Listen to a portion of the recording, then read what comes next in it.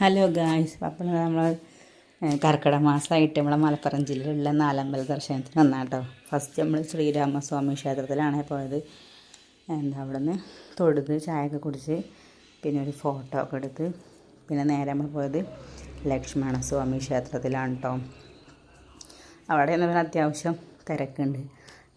ഞായറാഴ്ച ആയതുകൊണ്ട് അത്യാവശ്യം തിരക്കുണ്ട് കേട്ടോ, കുഴപ്പമില്ല.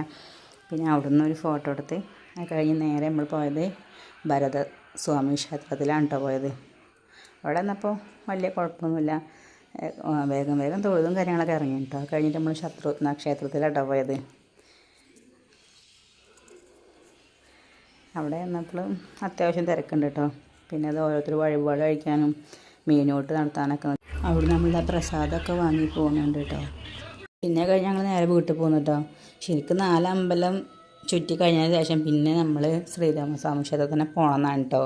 നല്ലത് പൂർത്തിയാവുള്ളൂ. പക്ഷെ നമ്മളതിൽ നിന്നില്ല, നമ്മൾ തിരിച്ചു പോകുന്നു കേട്ടോ.